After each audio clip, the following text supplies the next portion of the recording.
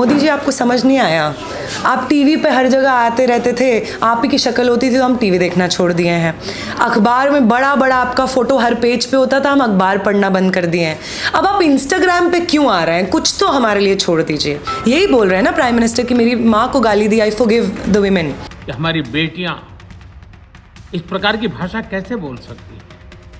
लेकिन समय है इन बच्चों को गले लगा करके राह दिखाने का। क्यों बना रहे हैं आप ऐसा समाज जहाँ पे महिलाओं के ऊपर, माँओं के ऊपर गाली है? आप क्यों बनाते हैं ऐसा समाज जहाँ पे जाति के ऊपर गाली है, धर्म के ऊपर गाली है, इन तमाम चीज़ों के ऊपर गाली है? आप ऐसा समाज मत बनाइए, नहीं देंगी बेटियाँ गाली।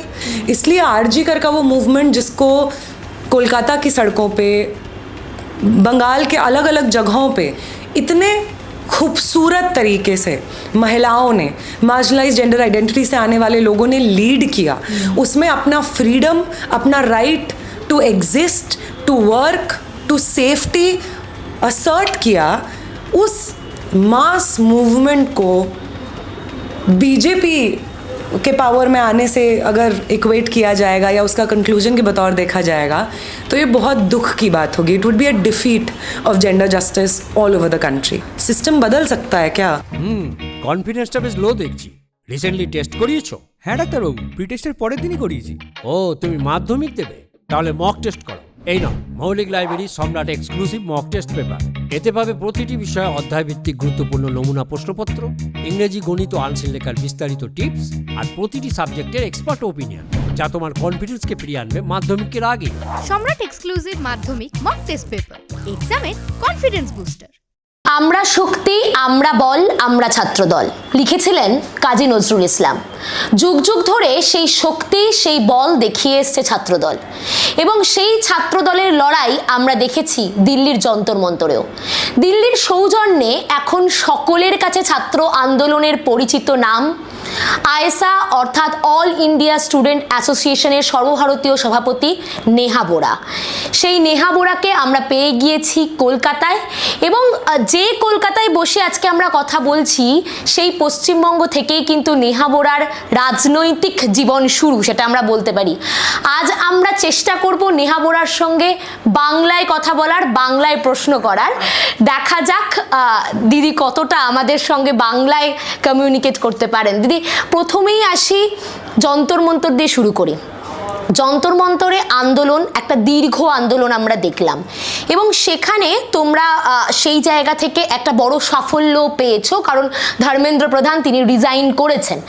এবং তারপরে যেটা সবথেকে বড় অভিযোগ, সেখানে দেখা গেছে সংখ্যালঘু যে সমস্ত আন্দোলনকারীরা ছিলেন এবং তার সঙ্গে মহিলা আন্দোলনকারীরা ছিলেন, তাদের ওপর একাধিক হেনস্থার অভিযোগও উঠেছে।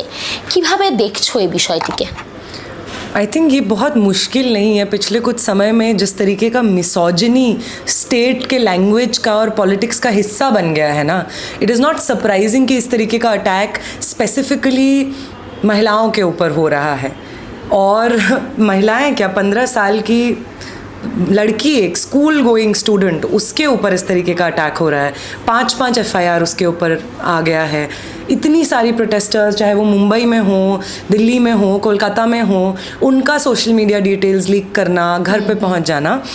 आई थिंक जब आप ये बोलते हैं ना कि देखो लड़की गाली दे रही है, तो समाज को शॉक करना ज़्यादा ईजी होता है, क्योंकि लड़के, बॉयज़ विल बी बॉयज़, और लड़के तो ऐसे ही होते हैं, अरे वो लड़का है, वो अपना कुछ तो करेगा।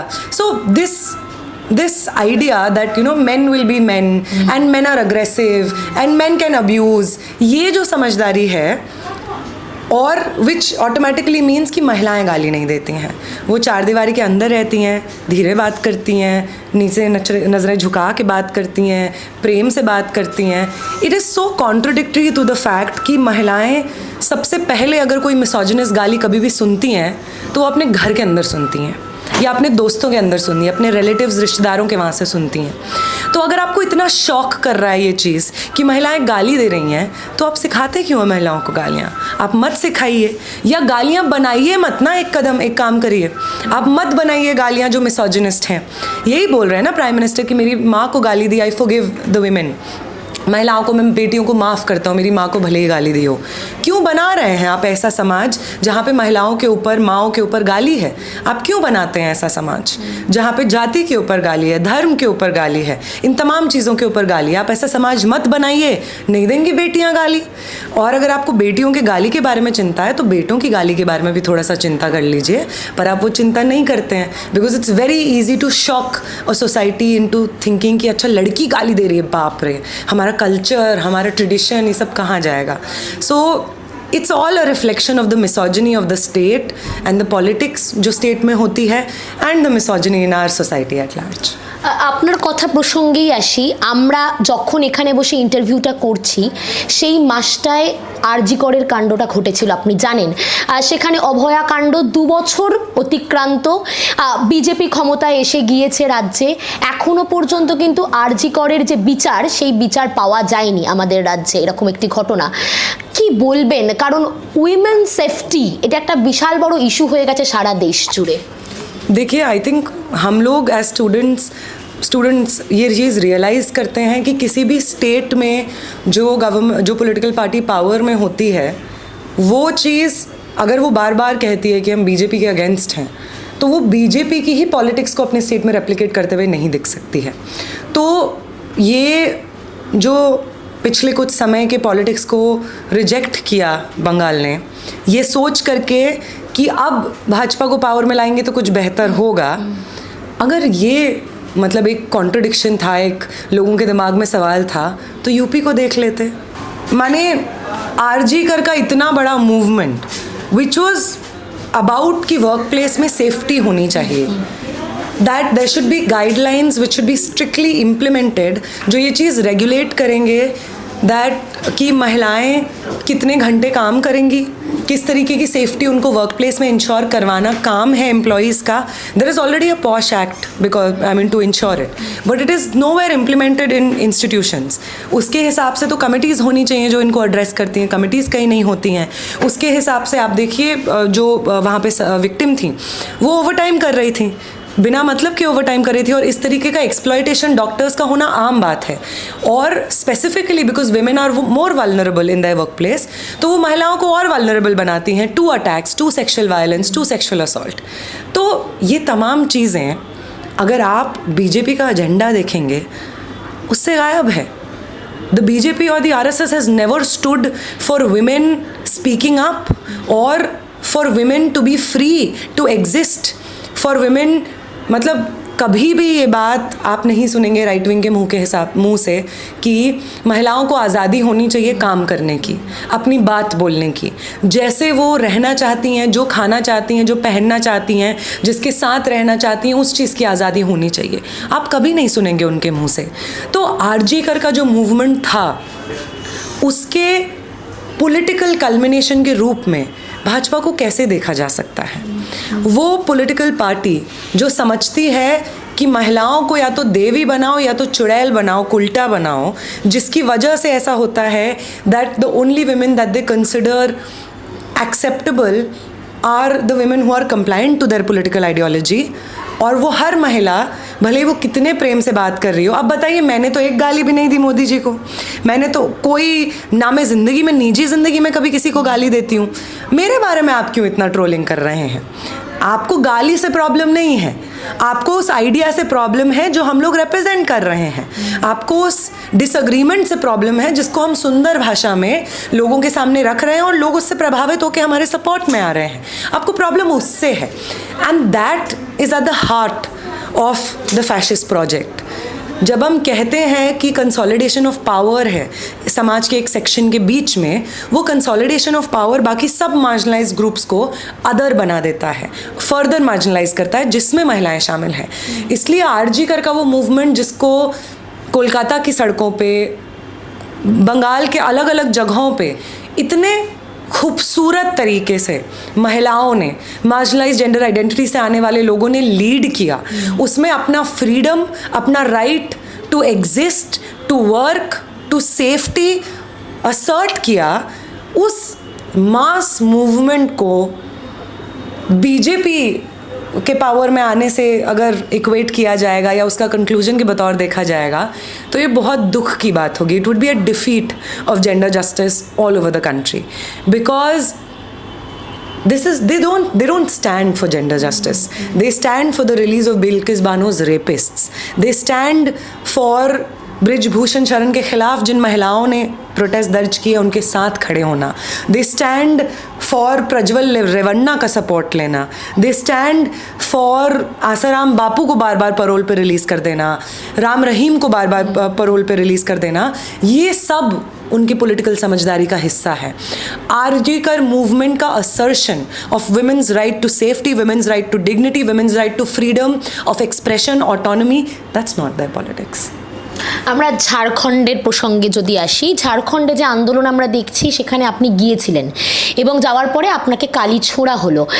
বারংবার ওখানের আন্দোলনকারীরা অভিযোগ তুলছেন যে সিজেপি যে বিজেপি বিরোধী একটা আন্দোলনের রেশ সারা দেশে ছড়িয়ে দিতে পেরেছিল, সেই রেশের বিরুদ্ধে বিজেপি ঝাড়খণ্ডে কিছু ন্যারেটিভ তৈরি করার চেষ্টা করছে নিজেদের. সেটা কি সত্যি, কি মনে করছেন?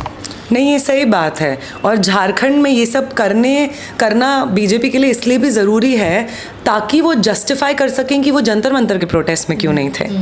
अगर आप इतना स्टूडेंट के पक्ष में बोलने वाले हैं तो आप क्यों नहीं थे कोलकाता में, आप क्यों नहीं थे रांची में, आप क्यों नहीं थे पटना में, आप क्यों नहीं थे मुंबई में, बैंगलोर में, दिल्ली में? क्यों आपके अब आरएसएस के बहुत सारे ऑर्गेनाइजेशंस हैं ना आपका यूथ विंग था, ना आपका महिला विंग था, ना आपका स्टूडेंट विंग था, आपका कोई भी विंग नज़र मारने तक क्यों नहीं आया जब पूरे देश भर में इतना बड़ा आंदोलन चल रहा था शिक्षा व्यवस्था को दुरुस्त करने के लिए?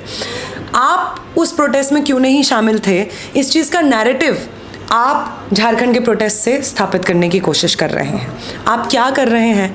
आपके वो मीडिया चैनल्स जो आपके कंट्रोल में हैं, आप उनके माध्यम से आप ये नहीं कर रहे हैं. जर्नलिस्ट्स ने बिल्कुल कवर नहीं किया, उनके मीडिया ने जंतर मंतर के प्रोटेस्ट को, या कोलकाता में जो प्रोटेस्ट हुए धर्मेंद्र प्रधान के रेजिग्नेशन के खिलाफ, या रांची में जो प्रोटेस्ट हुए उन्होंने कवर नहीं किया.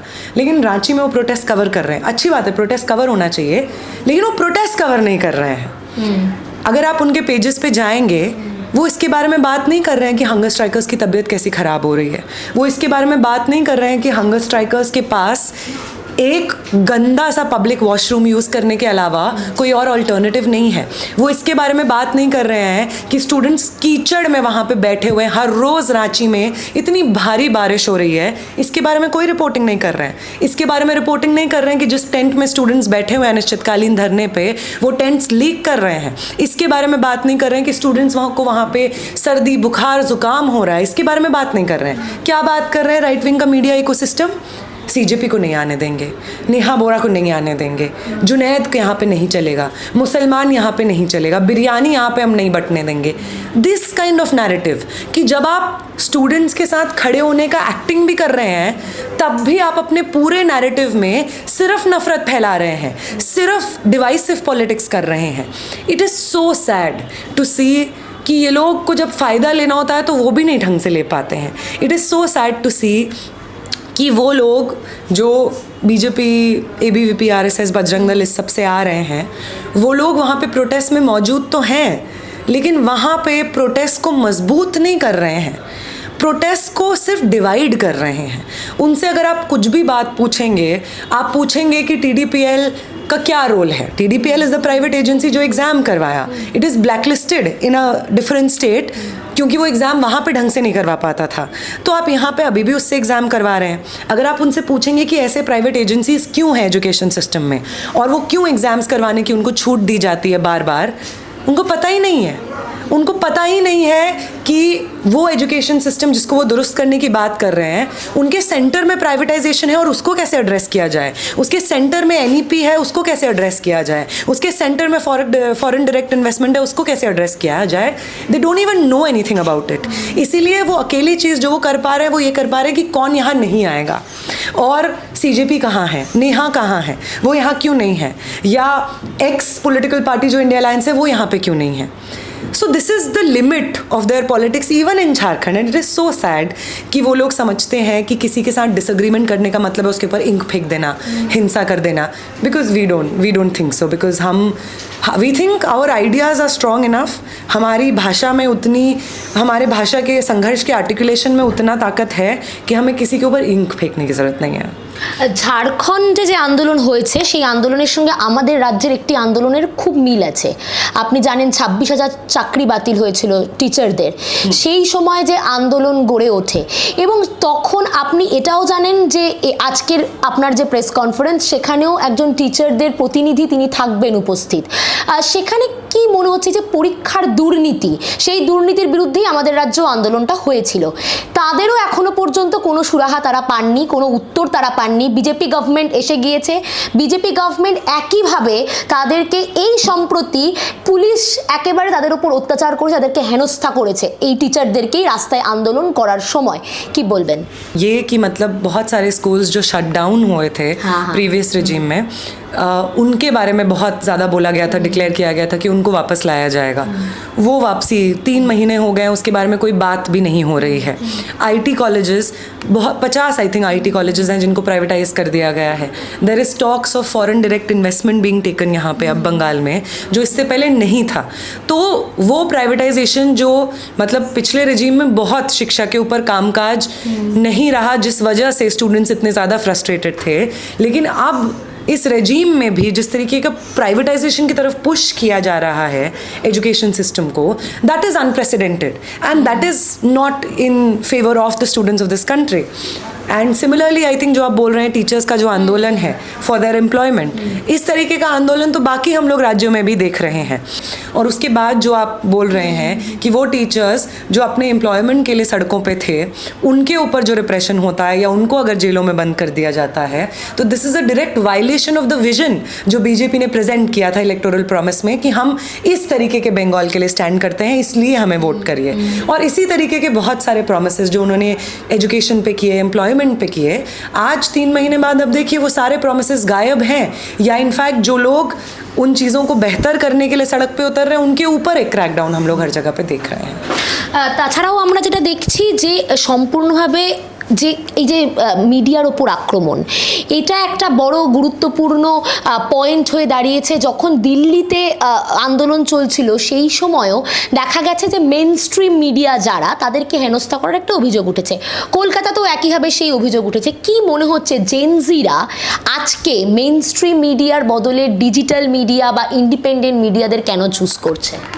आई थिंक मैं एक रील देख रही थी इस पे, तो क्योंकि हम जेनजी के बारे में बात कर रहे हैं और डिजिटल मीडिया के बारे में, I will reply with just that, जिसमें there is this very young person, I am forgetting उसका नाम क्या है, तो वो कहते हैं कि मोदी जी आपको समझ नहीं आया, आप टीवी पे हर जगह आते रहते थे, आप ही की शक्ल होती थी तो हम टीवी देखना छोड़ दिए हैं. अखबार में बड़ा बड़ा आपका फ़ोटो हर पेज पे होता था, हम अखबार पढ़ना बंद कर दिए हैं. अब आप इंस्टाग्राम पे क्यों आ रहे हैं, कुछ तो हमारे लिए छोड़ दीजिए. तो this fatigue that young people feel कि आप न्यूज़ नहीं बता रहे हैं, आप जो हमारे एक्सपीरियंसेस में हमारे मुद्दे हैं उनको हम कहीं पे भी मीडिया रिपोर्टाज में देखते नहीं हैं. ये जो फ्रस्ट्रेशन और फटीग है इस चीज़ का कि ये तो झूठ ही चल रहा है, I think young people recognise this, इसलिए वो इंडिपेंडेंट मीडिया को बार बार चूज़ करते हैं, उस मीडिया को चूज़ करते हैं जिसके ओनर्स उस पर दबाव नहीं डाल रहे हैं कि जिस पॉलिटिकल पार्टी को हम फंड देते हैं उसी का आइडिया चलाओ, या जहाँ से हम लोग मान लीजिए अपना जो पॉलिटिकल पार्टी हमारे पक्ष में पॉलिसीज़ बनाती है, हमें ज़मीन देती है अपने टावर खड़े करने के लिए, उस पॉलिटिकल पार्टी के पक्ष में सिर्फ नैरेटिव चलाओ. I think young people recognise this and it's a very good thing that they recognise it, because and the second thing, print media हो, इस तरीके का बिग मीडिया या मेन स्ट्रीम मीडिया हो, they have made themselves irrelevant. अब आप दिन के 24 घंटे चिल्लाते रहोगे उस इंसान पे जो आपको देख रहा है, तो कितने समय तक कोई बर्दाश्त करेगा.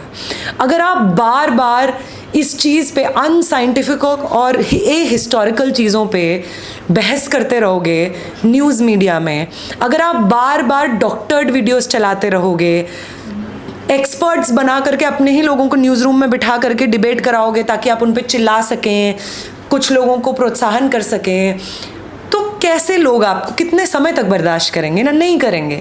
And young people are people who are imaginative, who are creative, and they like ideas, they like creativity, they like to be intellectually stimulated. वो चीज़ मीडिया नहीं कर पा रहा है, और इंडिपेंडेंट मीडिया में उन्हें अपनी कहानियाँ दिखती हैं, अपने जैसे चेहरे दिखते हैं. तो that is why we opt for it. পশ্চিমবঙ্গে বিজেপি ক্ষমতায় আসার পর আমরা দেখতে পাচ্ছি বামেরা একটা অল্টারনেটিভ হিসেবে গড়ে উঠছে, আর সেখানে এখনো পর্যন্ত রাজ্য হোক কিংবা দেশ, সেখানে বামেদের কিন্তু সেইভাবে জনপ্রতিনিধি আমরা দেখতে পাচ্ছি না সেই সংখ্যক. কি মনে হচ্ছে বামেরা এই ওয়াচডগের যে ভূমিকা, সেই ভূমিকা ছেড়ে কখন পলিটিক্যাল যে ডেমোক্রেটিক পলিসি সেখানে কতটা অংশগ্রহণ কবে করতে পারবে? বা আপনিও যে সংগঠনের সঙ্গে যুক্ত, তার আপনি যে ছাত্র সংগঠন করেন সেটা CPI-ML, সেখানের জনপ্রতিনিধি সংখ্যাও খুবই কম, কবে মনে হচ্ছে তারা পার্টিসিপেট করতে পারবেন? नहीं, आई थिंक पॉलिटिक्स को हम देखते जैसे हैं, सही बात है, हम सबको आदत है कि पॉलिटिक्स का मतलब है चुनाव लड़ना, बट पॉलिटिक्स सिर्फ वो नहीं होती है. जब आपके देश में 2 महीने तक आंदोलन चलता है, जिसके बाद यंग लोग बोलते हैं कि अच्छा सिस्टम बदल सकता है क्या, और हम उसका हिस्सा रह सकते हैं क्या, कि सिस्टम में कुछ बदलाव हो, या हमारा कोई रोल है क्या, कि देश कैसा दिखेगा, इसमें do we have a role to play. And when young people feel that yes we have a role to play, और उस मूवमेंट के फ्रंट में आपको लेफ्ट के स्टूडेंट ऑर्गेनाइजेशंस दिखते हैं, that is also politics. The fact कि जो RG कर का मूवमेंट हुआ इतना बड़ा बंगाल में, उसके फोर फ्रंट पे लेफ्ट के स्टूडेंट ऑर्गेनाइजेशंस थे, उसमें बियॉन्ड एक विक्टिम को न्याय दिलाने के बाकी कोई भी विक्टिम आगे आने वाले समय में उस तरीके से ना हो, इस चीज़ को इंश्योर करने के लिए विमेंस ऑटोनॉमी के बारे में बात करना, वर्क प्लेस में सेफ्टी के बारे में बात करना, women's freedom to exist and to have safety, इसके बारे में बात करना, अगर ये डिस्कोर्स का हिस्सा है, पॉलिटिक्स का हिस्सा है, तो वो लेफ़्ट का पॉलिटिक्स है. हम वैसे देखते हैं लेफ़्ट के पॉलिटिक्स को, और इससे पहले भी तमाम मूवमेंट्स हैं. तो मास मूवमेंट्स में आप जितने मास मूवमेंट्स उठाएंगे पिछले कितने भी साल के, you will see the left being part of it, strengthening it, leading it. But that is not to say कि हम इलेक्टोरल पॉलिटिक्स में अगर कम्पीट कर रहे हैं तो इसीलिए कर रहे हैं ना, क्योंकि हम समझते हैं that has a role to play in politics. So electoral politics में और पब्लिक नैरेटिव में लेफ़्ट को विलेनाइज करने के लिए बहुत रिसोर्सेज खर्च हुए हैं, बहुत स्टेट मशीनरी इस्तेमाल किया गया है, रिप्रेशन का भी.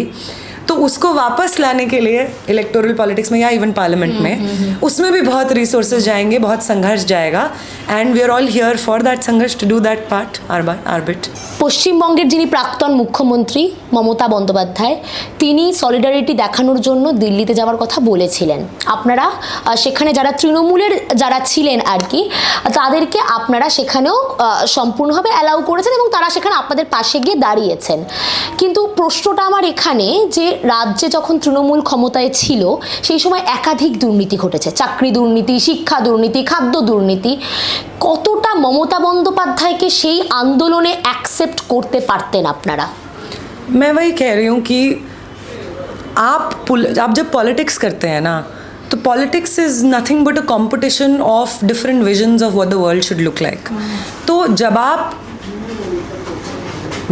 लोगों के लिए, जिन लोगों को आप रिप्रेजेंट कर रहे हैं स्पेसिफिकली, क्योंकि आप पावर में रहने की बात कर रहे हैं, स्टेट गवर्नमेंट की बात कर रहे हैं, तो जब आप जिन लोगों को रिप्रेजेंट करते हैं उनके मुद्दों को उठाना बंद कर देते हैं तो आप इरेलेवेंट हो जाते हैं. तो ये अच्छी बात है कि टीएमसी के रिप्रेजेंटेटिव्स आए थे जंतर मंतर पे सॉलिडारिटी एक्सटेंड करने के लिए स्टूडेंट्स को. आई थिंक यही अगर politics, pro student politics, pro people politics अगर वो बंगाल में दिखाएंगे आगे आने वाले समय में, तो they can probably win back the support that they have lost of the people. But it is because they did not have that support, जो आपने बोला कि स्टूडेंट्स के ऊपर रिप्रेशन या बाकी मूवमेंट्स के ऊपर रिप्रेशन, जिसकी वजह से they somewhere lost the support. So I mean if you stop thinking that people's voices are relevant, then you become irrelevant for the people.